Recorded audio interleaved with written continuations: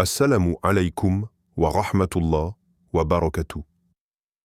Mes chers frères et sœurs en islam, que la paix, la miséricorde et les bénédictions d'Allah soient sur vous.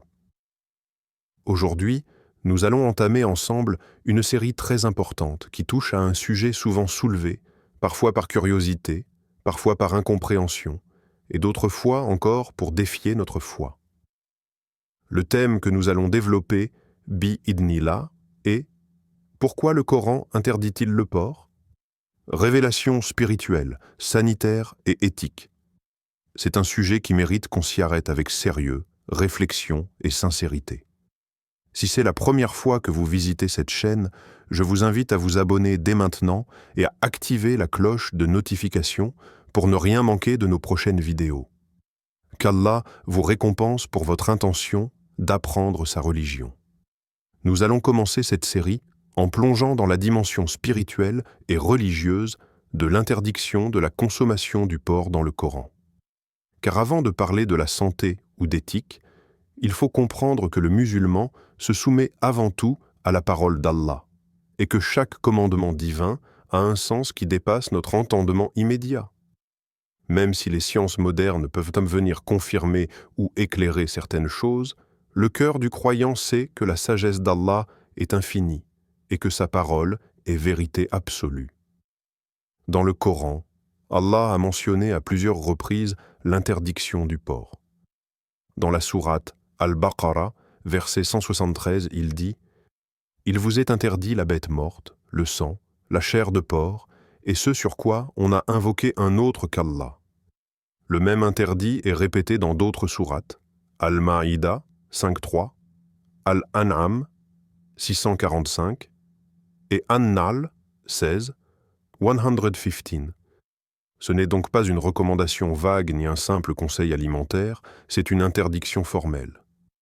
Mais ce qui frappe ici, c'est que cette interdiction est toujours liée à des choses jugées impures ou illicites dans la religion, la bête morte, le sang et les animaux sacrifiés pour d'autres qu'Allah.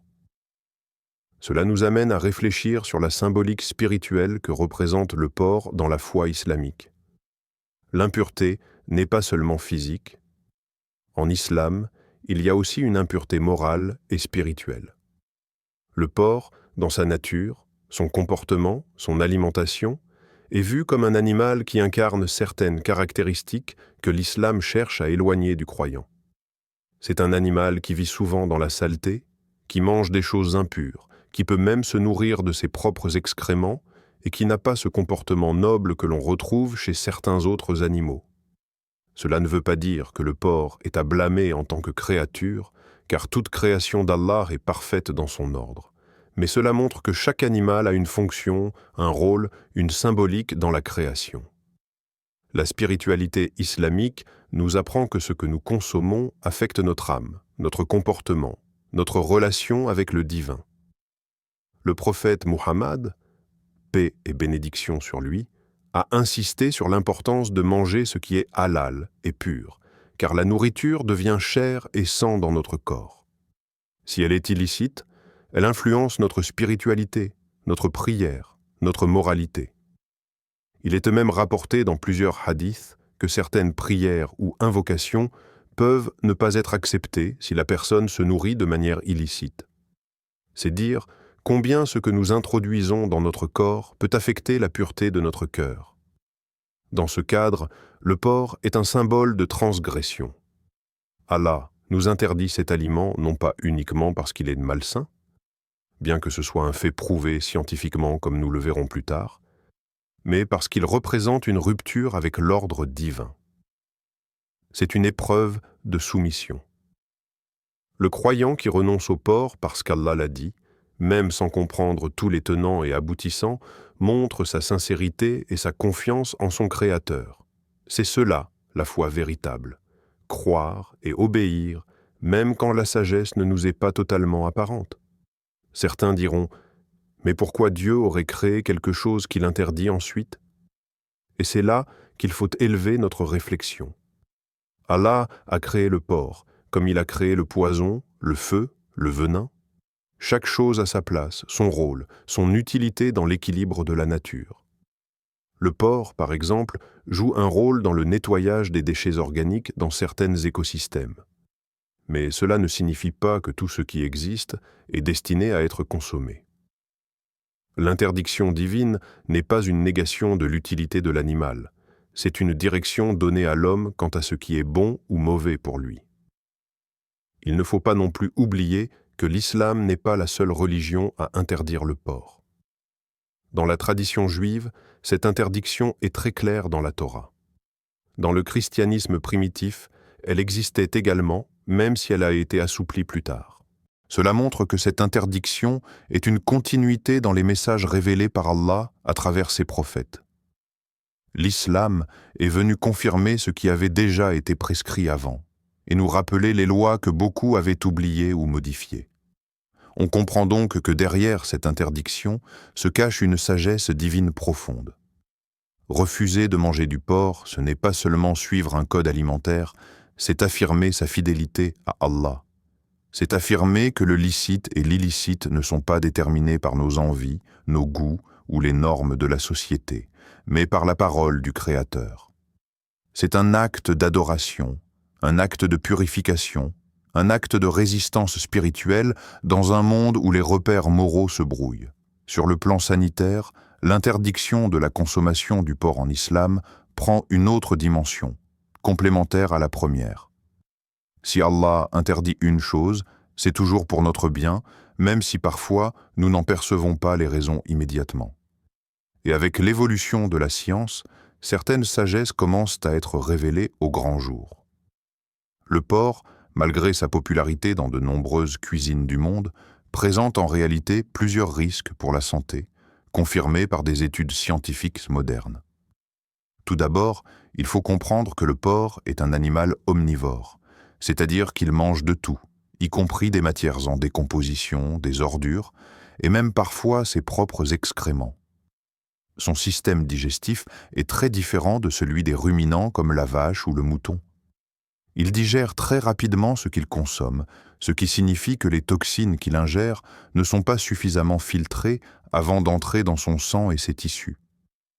Lorsqu'un être humain consomme de la viande de porc, il absorbe donc potentiellement une partie de ces toxines, avec toutes les conséquences que cela peut entraîner sur la santé. De nombreux chercheurs ont également mis en évidence la présence de parasites dans la viande de porc, notamment la Trichinella spiralis, un ver microscopique responsable de la trichinose. Cette maladie, bien que plus rare aujourd'hui dans certains pays grâce au contrôle sanitaire, reste un risque réel, surtout dans les régions où les conditions d'élevage et de cuisson ne sont pas strictes. La trichinose peut provoquer de graves douleurs musculaires, de la fièvre, des troubles digestifs et même des complications neurologiques dans les cas les plus graves.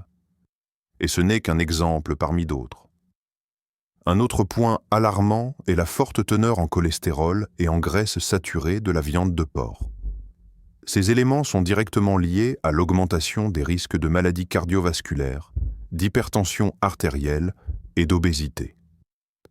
Les reins et le foie, qui sont des organes essentiels dans le processus de filtration des déchets dans le corps humain, sont aussi fortement sollicités lorsqu'une personne consomme fréquemment ce type de viande grasse. Cela peut à long terme affaiblir le système immunitaire et rendre l'organisme plus vulnérable à d'autres maladies. La viande de porc est également très sensible à la contamination bactérienne. Les bactéries comme la salmonelle ou la Yersinia peuvent facilement s'y développer si la viande est mal conservée ou mal cuite. Même avec des cuissons longues, certains micro-organismes peuvent survivre, ou leurs toxines peuvent rester actives. C'est pour cela que de nombreuses consignes de sécurité alimentaire existent autour de la cuisson du porc, bien plus que pour d'autres viandes. Cela prouve bien que cette viande, malgré sa disponibilité, présente un danger potentiel non négligeable. Il faut aussi noter que dans certains pays industrialisés, les porcs sont élevés dans des conditions intensives, avec l'utilisation massive d'antibiotiques et d'hormones de croissance pour accélérer leur développement. Ces produits chimiques peuvent laisser des résidus dans la viande, et leur consommation régulière peut avoir des effets négatifs sur la santé humaine, notamment en contribuant à l'antibiorésistance, un phénomène de plus en plus préoccupant au niveau mondial. L'être humain finit par consommer indirectement tous les produits donnés aux animaux qu'il mange. Ce que l'islam a interdit depuis plus de 1400 ans se voit donc confirmé par des données scientifiques récentes. Ce qui est frappant, c'est que le Coran n'a pas besoin d'argumenter scientifiquement pour justifier l'interdiction. Il suffit que cela soit un ordre divin. Mais Allah, dans sa sagesse, a mis dans cette interdiction une protection naturelle contre de nombreux maux que l'humanité découvre seulement maintenant. Cela montre à quel point la loi divine est parfaitement adaptée à la nature humaine, même lorsqu'elle dépasse les connaissances d'une époque. Ainsi, quand un musulman refuse de consommer du porc, il ne suit pas seulement une règle religieuse abstraite. Il protège aussi sa santé, son équilibre biologique et sa longévité. Et même si des gens autour de lui se moquent ou ne comprennent pas, le croyant reste sur ce chemin avec conviction, sachant que derrière chaque interdiction, il y a une sagesse et une miséricorde immense de la part d'Allah. La religion ne vient jamais alourdir nos vies sans raison. Au contraire, elle vient les purifier et les préserver de tout ce qui peut nous nuire, ici-bas et dans l'au-delà. Sur le plan éthique, l'interdiction de la consommation du porc en islam s'inscrit dans une vision plus large du respect de l'homme, de la création et de la pureté intérieure. Allah, dans sa sagesse infinie, ne nous interdit jamais une chose sans qu'elle n'ait un impact profond sur notre âme, notre comportement et notre environnement. L'éthique islamique nous appelle à la dignité, à la maîtrise de soi, à la distinction morale et à la responsabilité envers notre propre corps comme envers l'univers dans lequel nous vivons. Le porc, au-delà de sa nature animale, représente une symbolique que l'islam cherche à éloigner du croyant. C'est un animal qui, dans plusieurs traditions religieuses et spirituelles, incarne des comportements jugés répugnants ou dégradants. Il est souvent associé à la négligence, à l'impureté, à l'absence de retenue.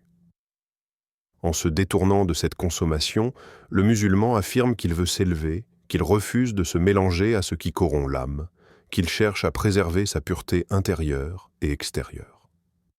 L'islam est une religion de discipline. Chaque acte, même dans l'alimentation, est un reflet de notre foi. Se priver de certaines choses pour plaire à Allah, c'est purifier son cœur de l'attachement excessif au bas monde. C'est un exercice de sincérité et de contrôle de soi. Le croyant ne suit pas aveuglément ses désirs. Il les canalise selon les règles du Créateur. Et cette capacité à dire non à ce que d'autres consomment sans limite est une preuve de force spirituelle. Manger halal, ce n'est pas juste une question de label. C'est un mode de vie. C'est faire en sorte que tout ce qu'on introduit dans son corps participe à la lumière de notre cœur.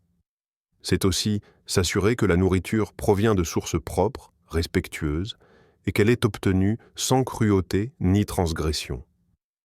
Le porc, dans la manière dont il est souvent élevé, abattu et transformé, pose aussi de nombreuses questions sur l'éthique animale, sur la souffrance, sur la décadence de certaines pratiques industrielles. L'islam, en refusant cette viande, protège non seulement l'homme, mais lui rappelle aussi son devoir de ne pas être complice de l'injustice, même envers les bêtes. Dans un monde où les limites sont brouillées, où tout semble permis au nom du goût ou du profit, l'interdiction du porc est un rappel puissant. Elle trace une ligne claire entre ce qui est pur et ce qui ne l'est pas. Elle appelle le croyant à réfléchir à ce qu'il consomme, à ce qu'il accepte dans son corps, et surtout à ce qu'il offre comme sacrifice à Allah. Car chaque bouchée peut soit rapprocher d'Allah, soit éloigner de lui. Et n'oublions pas que chaque obéissance, même petite en apparence, est un acte d'adoration. Refuser le porc, c'est dire « Seigneur, je te fais confiance.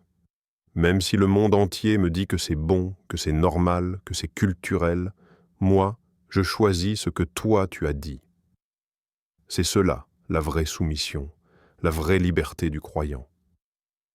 Ils ne se laissent pas guider par les modes, mais par la lumière du Coran. Alors mes frères et sœurs, restons fermes dans cette voie. Soyons fiers de notre identité, de notre éthique, de notre fidélité à Allah. Transmettons ces valeurs à nos enfants, à nos proches, et soyons des exemples de cohérence et de piété dans notre quotidien. Prenons un instant maintenant, ensemble, pour lever les mains et prier du fond du cœur. Ô Allah, toi qui es le sage, le savant, le miséricordieux, nous te remercions pour tes enseignements, pour la lumière du Coran, pour les interdictions que tu as établies pour nous protéger. Ya Rab, purifie nos cœurs, nos corps et nos âmes. Aide-nous à nous éloigner de ce qui est impur, de ce qui nous éloigne de toi. Renforce notre foi dans ton décret et accorde-nous la force de résister à tout ce qui dévie du droit chemin. Fais que notre alimentation soit source de bénédiction et non de maladie. Protège nos enfants, nos familles et toute la communauté musulmane. Et fais de nous des serviteurs qui t'obéissent avec amour et certitude. Amin. Si tu as lu cette série jusqu'au bout, dis avec nous « Allah est grand » en commentaire, pour que cette parole bénie se répande et touche les cœurs.